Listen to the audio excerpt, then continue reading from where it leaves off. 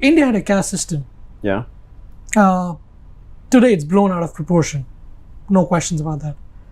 But India had a caste system which particularly was people identified by profession, which is the Brahmins were the people who were doing all the studying, studies, religion, what have you. Science and that kind of thing. All the knowledge Yeah. content was done by the Brahmins. There was Kshatriyas who were all the warriors or all the soldiers. There's Vaishyas who were doing the business. There's Shudras who were doing the menial jobs. Now, today it's an evolution of 3,000 years. It was a very different society then. But that system worked because everybody had a purpose to what they were waking up in the morning. They knew what has to be done. They knew what their role was. And because it was a smaller circle, it was a smaller society, it worked efficiently.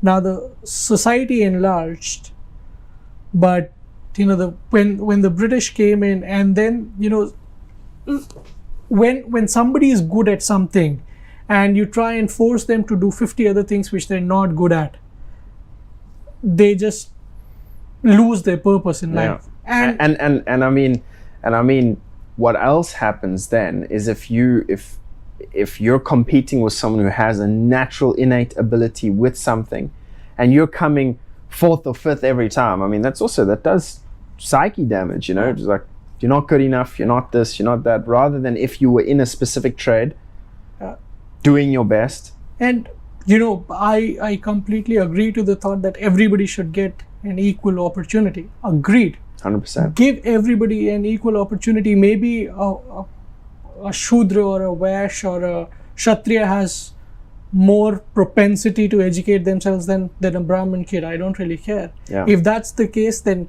make him, don't tie him down to that community or that sect. Let him be what he wants to, but don't try and force something on him either, that you have to do it because everybody else is doing it. And that's what's happening in India today. Unfortunately, everybody has to go through that same education, which is redundant after a period of time. And it might have evolved, it might have modernized in India, but it's still what's happening. If you look at so this mentality is so ingrained in Indians.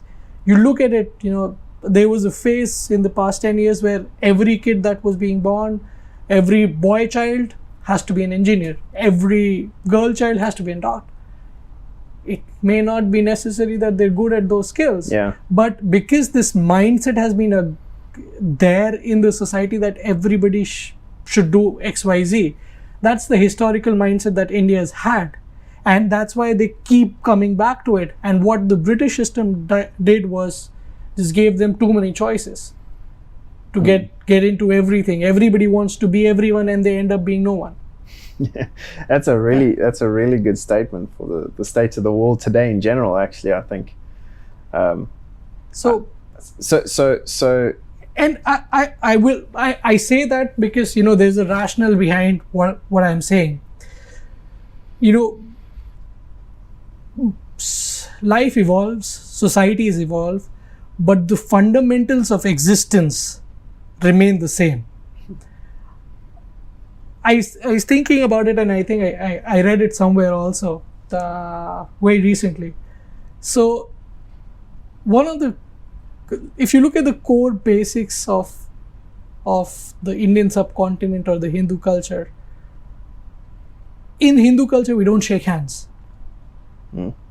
We say namaste. Yeah. In Hindu culture, we used to burn the dead. In Hindu culture, when we come back from somebody's death, we used to wash ourselves, clean ourselves. In Hindu culture, we wouldn't used to kill animals. We used to stick to the plants, vegetarian diet. Look at how relevant it's become today. In the times of COVID, you're not allowed to shake hands. You're told to, you're burning the dead so that the virus doesn't spread. You are not eating meat because animals could be very easy carriers. you're washing yourselves after coming back from any place. These fundamentals don't change. These fundamentals stay. And the culture was based on a lot of knowledge that these guys had for past generations. These fundamentals won't change. You can evolve as much as you can, but these fundamentals won't change.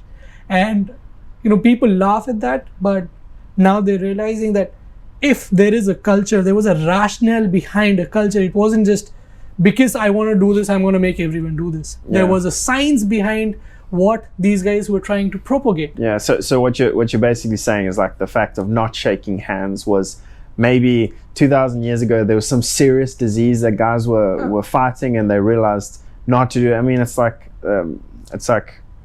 when you sneeze, someone says bless you. That comes from England, obviously, during plague times, and that's like don't die. Yeah. So yeah, I mean, all these traditions that have come out, I hear what you're saying. This type of stuff, was this written in Vedas or? Yeah. I hope that you enjoyed that snippet out of Couch Conversations. If you did, please like, comment, and subscribe. If you want to watch the full video, I will link it down in the description for you. Thanks for watching. Back in the studio.